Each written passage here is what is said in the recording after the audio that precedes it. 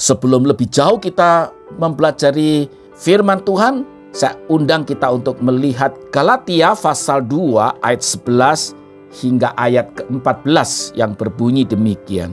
Tetapi waktu Kefas atau Petrus datang ke Antiokhia, aku berterus terang menentangnya, sebab ia salah. Karena sebelum beberapa orang dari kalangan Yakobus datang, ia makan sehidangan dengan saudara-saudara yang tidak bersunat.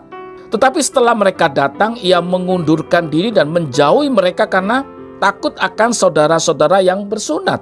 Dan orang-orang Yahudi yang lain pun turut berlaku munafik dengan dia. Sehingga Barnabas sendiri turut terseret oleh kemunafikan mereka.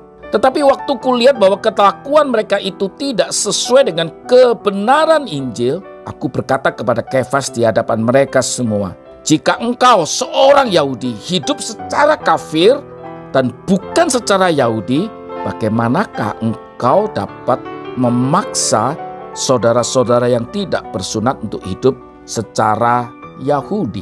Saudara, arti Simon yang berarti mendengar, yang kemudian diganti menjadi Kefas atau Petrus yang artinya batu. Saudara, Petrus adalah seorang yang biasa, seorang yang tidak sempurna. Kalau kita menyimak kehidupan Petrus, kita dapat menemukan bahwa ia tampaknya selalu bermasalah, atau lolos dari masalah demi masalah, atau membuat orang lain kemudian bermasalah. Itulah Petrus. Petrus adalah seorang yang seharusnya tidak patut kita teladani dan tidak patut menjadi mentor rohani bagi umat Kristen saat ini, agar kita makin hari makin dekat dengan Tuhan. Namun kita jangan cepat-cepat menghakimi Petrus. Sebab meskipun demikian, yaitu dalam kelemahan demi kelemahan yang dia miliki, tentu ada kelebihan yang dia miliki dari segala kelemahan-kelemahan yang sangat menonjol yang disampaikan oleh Alkitab. Petrus adalah orang yang ingin selalu rindu dekat dengan Tuhan. Ia menginginkan Tuhan, ada hasrat untuk hidupnya diberkati oleh Tuhan.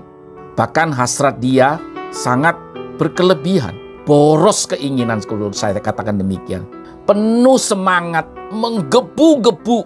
Bahkan sesekali kita melihat terlalu picik mungkin. Tetapi kasih Tuhan lebih boros atas Petrus yang boros mengasihi Allah. Untuk itulah Tuhan mencari, membimbing dia dengan sabar, terus-menerus mengingatkan dia. Berulang-ulang itu terjadi dalam kehidupan dia. Allah menemui pada momen-momen yang tidak umum, terutama ketika terjadi bahaya dalam hidup dia. Dan akhirnya kita melihat kisah hidup Petrus yang seolah-olah tidak patut diteladani, akhirnya menjadi teladan bagi kita. Dia seharusnya terbuang, namun dipakai menjadi tokoh yang besar.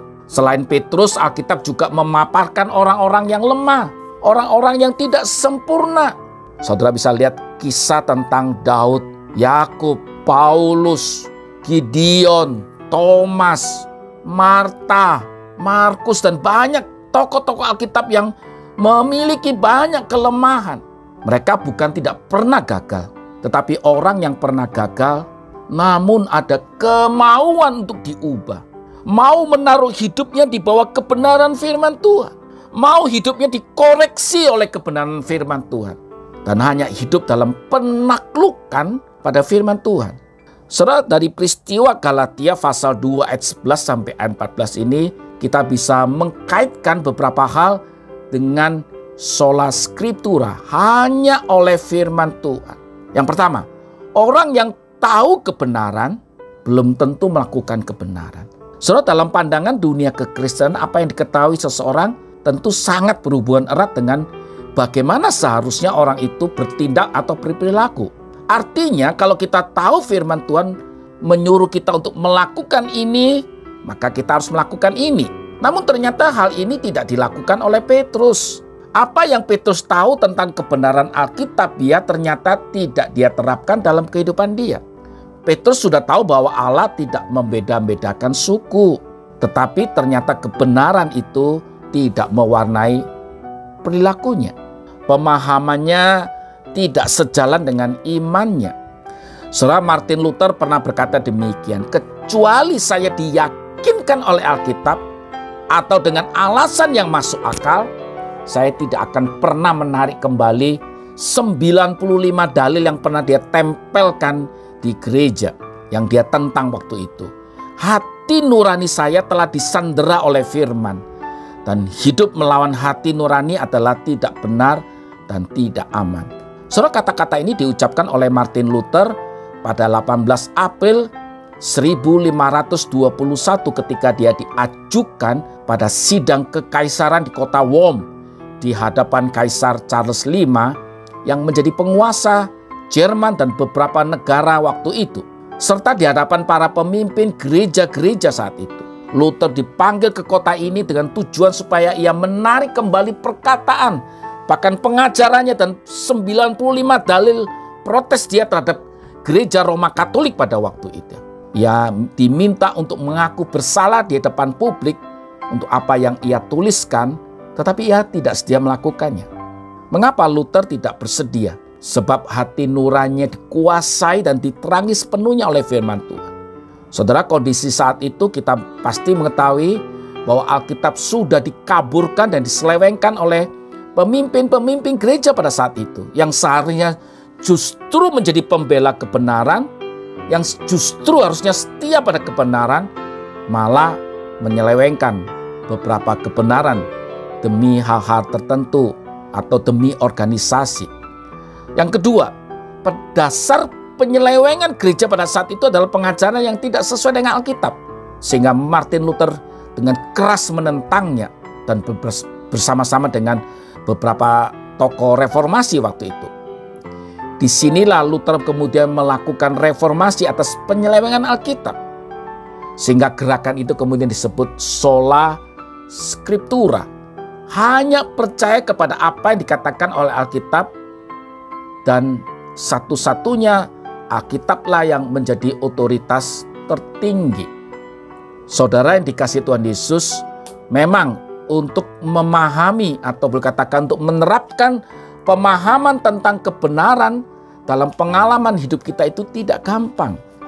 Karena kita manusia yang sangat lemah, mudah kompromi. Namun kita harus berjuang untuk melakukannya. Kita diingatkan bahwa pengalaman tidak boleh menjadi dasar teologis untuk semua orang juga. Pemahaman akan firman Tuhan harus benar-benar diterangi oleh firman Tuhan, dan dengan rendah hati kita menerima input, nasihat, mungkin masukan dari rekan-rekan rohani lainnya, agar pemahaman kita tidak menyimpang. Kita sudah melihat beberapa hamba-hamba Tuhan, baik itu di Indonesia maupun di luar negeri, yang kemudian lebih menekankan pengalaman dia menjadi sebuah doktrin yang harus diikuti oleh semua jemaatnya.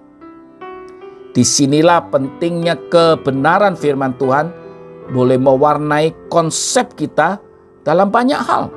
Saudara, Thomas Merton pernah berkata demikian, akar dari semua dosa terjadi karena ketidaktahuan atau kurangnya pengenalan yang benar akan Tuhan. Pengenalan Allah melalui firman Tuhan adalah penting untuk pertumbuhan rohani. Teologi yang mendalam tidak lepas dari pengenalan yang dalam akan Allah melalui firman Tuhan. Pengenalan Allah secara radikal bukan liar, akan mempengaruhi kehidupan rohani kita menjadi menggebu-gebu. Dalam pengertian pengenalan Allah secara radikal ini adalah pengenalan yang positif.